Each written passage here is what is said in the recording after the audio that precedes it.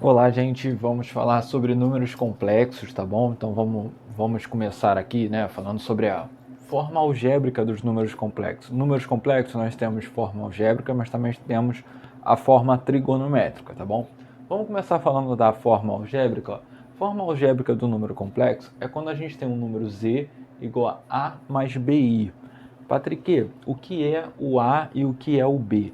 O A é o que a gente chama de parte real daquele número complexo. O B é a parte imaginária.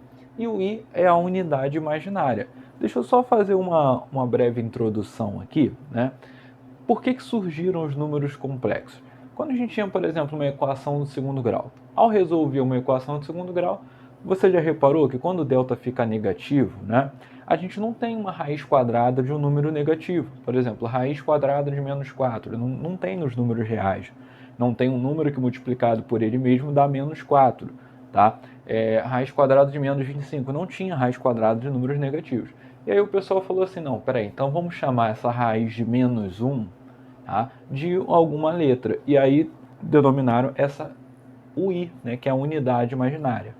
Então, gente, o i, na verdade, é a raiz de menos 1. Só que a gente não vai trocar isso na questão. Tá? Tem gente que olha assim, um i, troca por raiz de menos 1. Você não vai fazer isso, tá bom? Guarda bem isso. Não vai trocar o i pela raiz de menos 1. Então, olhando para um número aqui, eu botei um exemplo de um número complexo. Eu sei que é um número complexo porque tem o i, tem a unidade imaginária.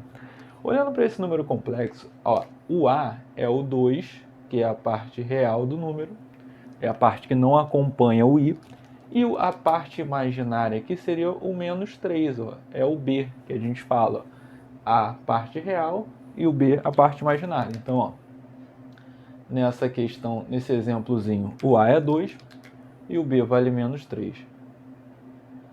E aí, gente, é comum um cara falar assim lá numa questão, né?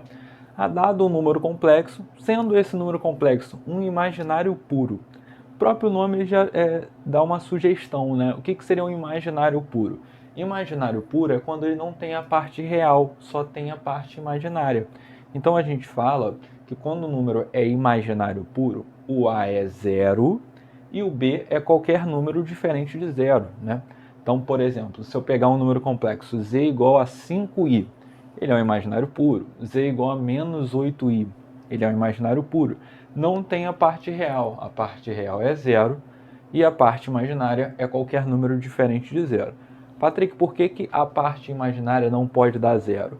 Porque se você zerar, zera todo mundo. E se sumir o i, ele não é mais imaginário, tá bom? Então, ó, não é mais complexo, tá bom, gente? Então, quando que um número, vamos dizer assim, um número complexo se torna real? Ele se torna real quando b é zero. Então, é comum em algumas questões, né, principalmente de concursos, o cara colocar, igual o exemplo que eu dei aqui, sendo, aí dei um número complexo, e aí falei que para ele ser um imaginário puro. Veja bem, o cara coloca uma outra letra ali.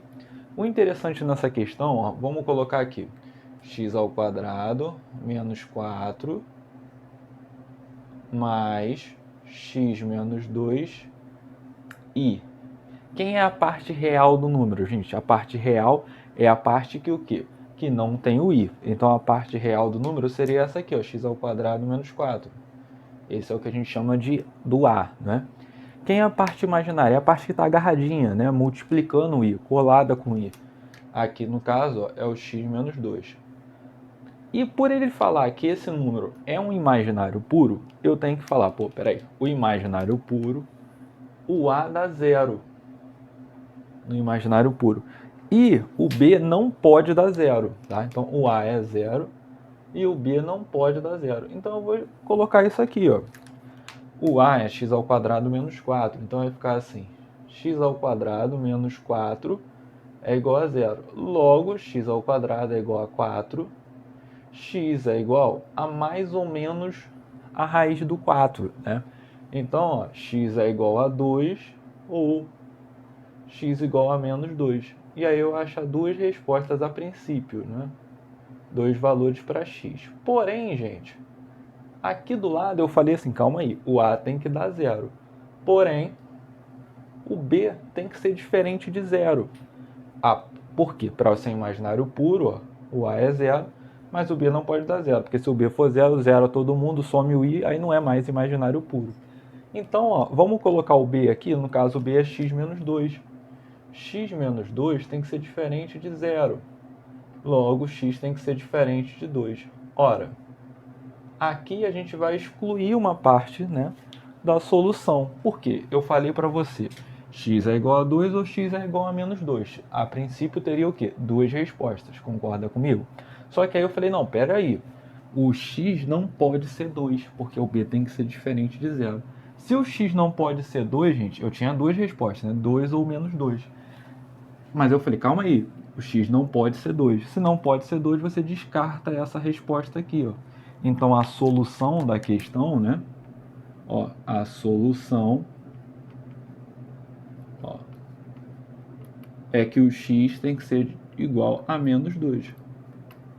E aí é a resposta final, tá bom? Mais uma vez, ó. A princípio a gente achou dois valores para x, mas aí a condição do b ser diferente de zero descartou o x ser o 2. Porque eu falei, não, peraí, o x tem que ser diferente de 2. Então você descarta o 2 aqui, só fica o menos 2. Tudo bem? É muito comum também, em questões assim de números complexos, o cara trabalhar com as potências do i. Por quê? Tem uma tabelinha, né, que é bom você guardar aí no seu coração. I elevado a zero dá 1. I elevado a 1 dá i. Todo número elevado a zero dá 1, né, gente? Todo número diferente de 0 elevado a 0 dá 1. Todo número elevado a 1 dá ele mesmo. I elevado a 1 dá i. I ao quadrado dá menos 1. Por quê? O i não é a raiz de menos 1. Se você elevar ao quadrado dos dois lados, i ao quadrado é menos 1. E i ao cubo é menos i. A partir desse momento, a gente vai ficar sempre repetindo. Por exemplo, o i à quarta ia voltar a ser esse de cima, o i à quinta ia ser esse, o i à sexta ia ser esse, o i à sétima esse, ia ficar repetido. Aí o pessoal começou a ver, né? Falou, não, então deixa eu tentar armar um esquema que eu consiga resolver problemas desse tipo, i elevado a n, tá? E aí, ó, o que a gente vai fazer? Olha o macete aqui, o bizu, para tu resolver esse tipo de questão. Você pega o n, o expoente, divide ele sempre por 4. O resto nessa divisão vai ser a nova potência do i. Então, ó, pega o n e divide por 4. O resto vai ser o novo expoente, né, ali do i, nessa potência. Então, olha só, i elevado a 214. O que eu faço? Eu pego 214, divido por 4. É sempre o expoente dividido por 4. 3 vezes 4, 12. Opa, desculpa aqui, gente. Para no 21, né? Ó, 5 vezes 4 dá 20, sobra 1. Desce o 4. 3 vezes 4 dá 12, sobra 2. E olha o resto ali, 2, ó. Então a gente pode falar aqui, ó, sem mais delongas, ó, que i elevado a 214 vale a mesma coisa que i elevado a 2, ó. O i elevado a n vale sempre o i elevado ao resto. Na divisão por 4, gente, o resto ou vai dar 0, ou vai dar 1, ou vai dar 2, ou vai dar 3. Então vai dar sempre alguém dessa tabela, ó. Como deu i elevado a 2, irmão, i elevado a 2 vale menos 1. Então aqui, ó, essa i elevado a 214 é a mesma coisa que i elevado a 2, que é a mesma coisa que menos 1. Tudo bem?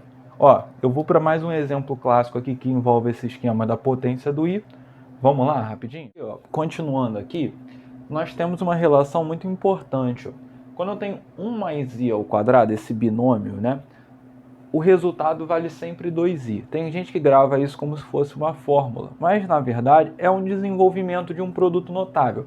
O que você não pode fazer de forma alguma é pegar esse expoente aqui e jogar na distributiva. A gente nunca pode fazer isso. Eu só posso, na verdade, fazer essa distributiva se for uma multiplicação. Com soma ou subtração a gente nunca pode fazer. Pegar o expoente e jogar o chuveirinho, né, que a gente chama. Não posso fazer isso.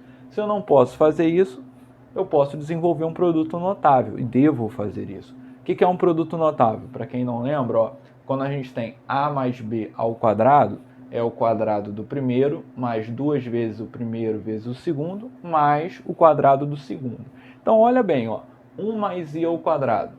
Quadrado do primeiro, 1 ao quadrado, 2 vezes o primeiro, que é 1, vezes o segundo, que é i, mais o quadrado do segundo, que seria i ao quadrado, né? Só que aí, ó, i ao quadrado, aqui nos números complexos, vale sempre menos 1. A gente comentou isso agora há pouco. Então, ó, no lugar de i ao quadrado, eu coloco menos 1. Repara aqui comigo, ó. 1 ao quadrado dá 1. Esse 1 com esse menos 1 aqui vai cortar, né? 1 e menos 1 vai dar 0. Então, só ficou o 2i. A gente pode também, né, pensar que se 1 mais i ao quadrado vale 2i, o 1 menos i ao quadrado vale menos 2i. Vai por mim, gente. Essa relação a gente usa em várias questões, tá? Então, ó, Patrick, mas aí só serve para ir 1 mais i ao quadrado. Sim, mas a gente pode manipular essa informação para outras potências. Por exemplo, 1 mais i elevado a 10. Elevar a 10 aqui seria o desenvolvimento de um binômio, né? Que dá muito trabalho. Mas aí, como eu te falei, que essa relação é bom você guardar no seu coração, 1 mais i ao quadrado vale 2i, eu vou manipular isso. Como? Eu vou colocar, ao invés de 1 mais i elevado a 10, eu vou falar que é 1 mais i elevado ao quadrado elevado à quinta potência. Potenciação aqui, ó, seu potência de potência, ao multiplicar 2 vezes 5 dá o elevado a 10. Então, é sempre nesse esqueminha. Se fosse elevado a 18, você elevar ao quadrado e elevar à nona potência. Né? Se fosse elevado a 22, elevado ao quadrado, elevado a 11. Tá? Por quê? 1 mais i ao quadrado, você já sabe, ó, e eu também, que 1 mais i ao quadrado vale 2i. Então, no lugar de 1 mais i ao quadrado, ó, a gente coloca assim, ó, 2i. Então, fica 2i elevado à quinta potência. Agora sim, ó, como é 2i, esse 2 está multiplicando i, a gente faz, né, pega aqui um chuveirinho com um expoente. Então, o 2 cai em cima, o 5 cai em cima do 2 e cai em cima do i. Então, vai ficar assim, ó, 2 elevado a 5 vezes i elevado a 5. Repito, na soma a gente não pode fazer isso com expoente, só na multiplicação, né? 2 à quinta, gente, 2 vezes 2 vezes 2 vezes 2, 5 vezes. 2 ao cubo é 8, 2 à quarta é 16, 2 à quinta é 32. E esse i elevado a 5 aqui, eu acabei de te ensinar, que você pega o expoente 5, divide por 4. Dá 1, sobra 1. Então, i à quinta vale a mesma coisa que o i elevado ao resto, i elevado a 1. Então, acabou aqui o problema. A resposta, né, que você vai colocar aí é 32 vezes i elevado a 1, que é 32i. Tá bom? E se for 1 menos i elevado a 16? Eu falei para você que 1 mais i ao quadrado vale 2i. Mas 1 menos i ao quadrado é só você trocar o sinal aqui, ó, fica menos 2i. Então, vamos fazer desse mesmo jeito aqui, ó. 1 menos i ao quadrado, eu posso escrever como 1 menos i, tá? Ao quadrado, estava elevado a 16, aí eu coloco elevado a 8. De tal forma que 2 vezes 8 dá 16, tá bom? Você já sabe que 1 menos i vale menos 2i, então vai ficar menos 2i, que está elevado a 8. O expoente 8 cai em cima do menos 2 e cai em cima do i. Então vai ficar menos 2 elevado a 8 vezes i elevado a 8. Faz aquele esqueminha da potência do i, pega o expoente e divide por 4. 2 vezes 4, 8, sobra nada, 0. Então esse i elevado a 8 é a mesma coisa que i elevado a 0. E o menos 2 elevado a 8. Todo número negativo elevado a um expoente par vira positivo, vai ser positivo. 2 elevado a 8 é 2 vezes 2 vezes 2 vezes 2 vezes 2, 8 vezes. Né? Bom, gente, 2 elevado a 10 é 1024, tá? 2 elevado a 9 é 512.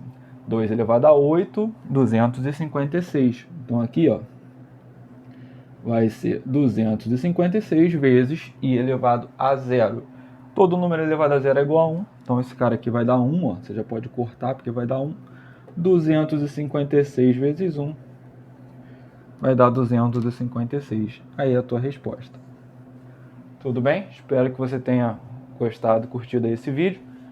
O próximo vídeo de números complexos a gente vai falar das operações, adição, multiplicação e divisão de complexos. Valeu?